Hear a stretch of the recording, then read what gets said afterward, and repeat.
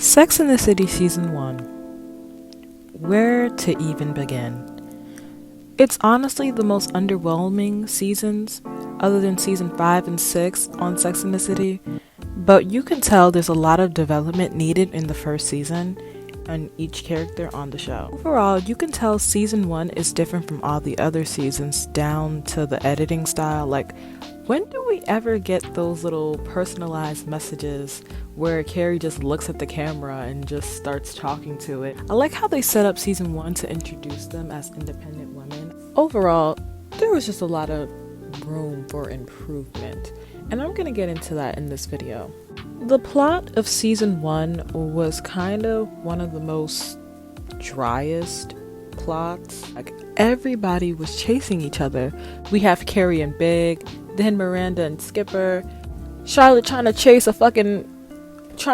these men to marry them, Samantha chasing the bag and her best life at this point. Like, everybody's just chasing something. I just didn't like how it was set up that these capable women were only concerned about chasing men.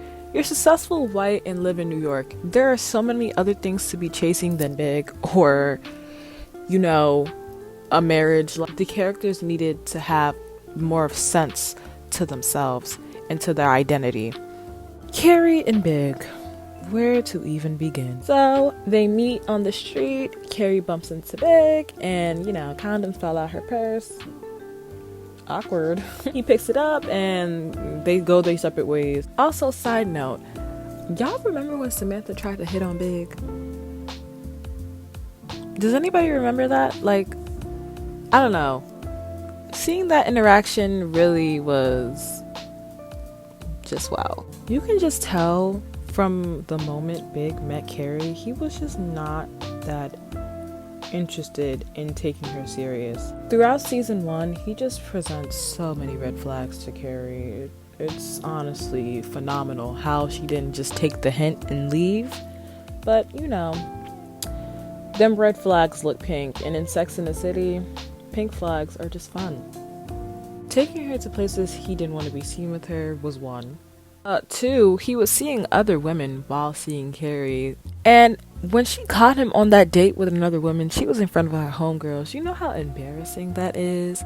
You taking all your other women to these special and, public places while you can only take Carrie to get Chinese in your apartment? They never learn, do they? Him also not bringing up the fact that he was married and got divorced was kind of crazy. Y'all had been dating for months at that point and you didn't want to bring it up. When Carrie found his wife, I honestly, oh my god, how did you go waste that girl time talking about magic cigarettes and you went to lunch with her? You could have left it at the magic cigarettes.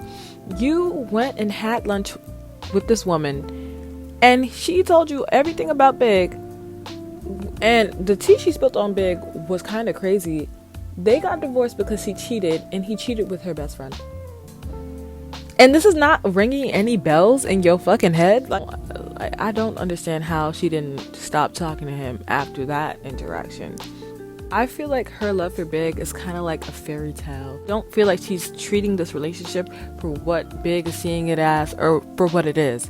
But you gotta give it to Big, because you gotta be a special type of person to leave somebody on a string, deflect anytime they bring up any major issue in the relationship, and just, really manipulate somebody into thinking they're the one, but you never had plans for them in the first place anyway.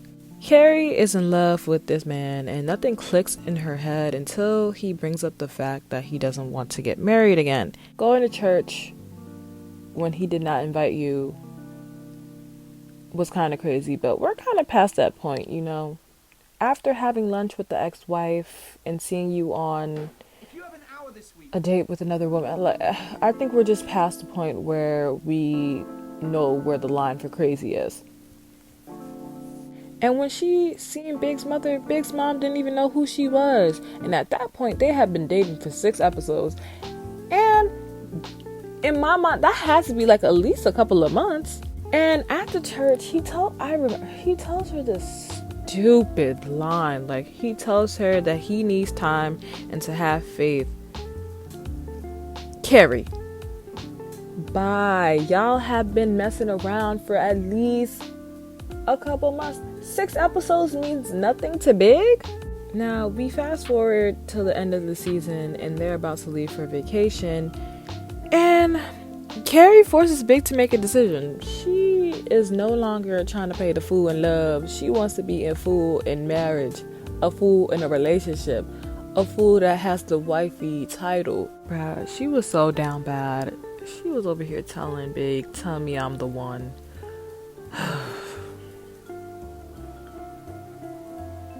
I have no words. Like, literally. And he says nothing. Like, Harry, come on now. Like, like, let's be serious. He says nothing, and ultimately she doesn't go, and that's where we see them break up. This relationship overall, Big did not share the same feelings for Carrie. He used her, and she ended up falling head over heels and then flat on her face. I don't know if Carrie never got the chance to experience a heartbreak like this, or she never was really in love until now.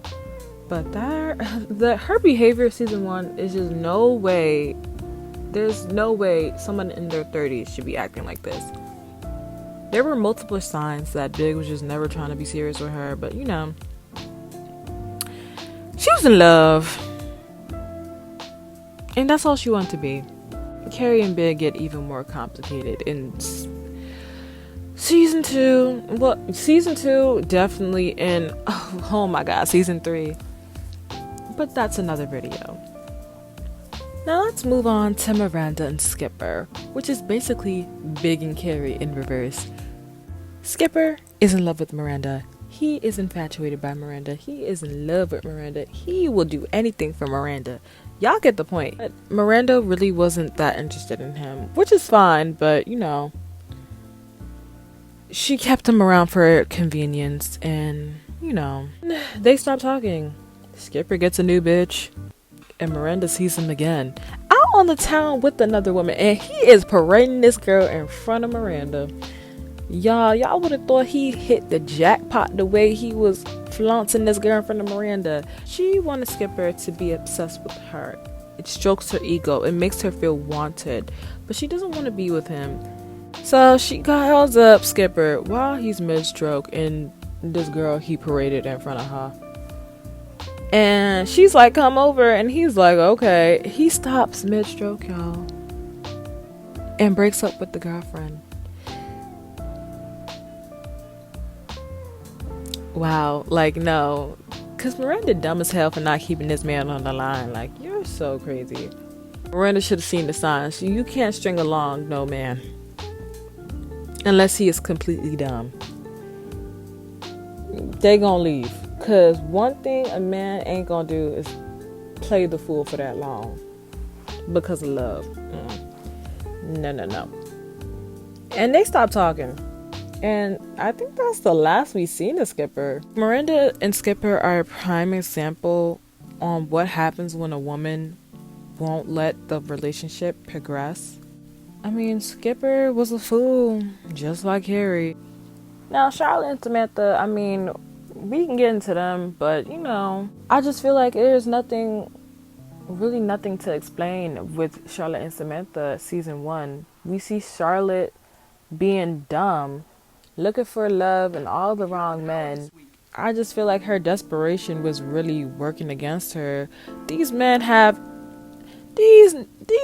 that Charlotte was with had obvious red flags, and she would try to make it work until she couldn't, and it's just like we always ended up back at square one. I just felt like she just needed to leave these men alone and just let it happen to her, because, you know, timing, the universe timing is always on point. Samantha, on the other hand, she was just living her life, to be honest. That's all Samantha be doing in these seasons. If you can't tell, I stand Samantha. And I feel like because she's 10 years older than the ladies, I feel like she's just been there, done that, and she's just really ready to have fun and enjoy the rest of her life. I just feel like season 1 of Sex and the City was a big game of tag. Everybody was chasing everybody. Season 1 wasn't the strongest season, in my opinion. I feel like it wasn't a horrible season. It was just a first season type. I feel like we don't really start getting a real feel for the characters until like season 2. There's just a lot of room for, improvement, development in each character, and we see that in the following seasons. Things get better. Or do they? Well, that was my take on Sex and the City season 1. Leave a comment, leave a like, subscribe. Thank you for watching. Have a nice day.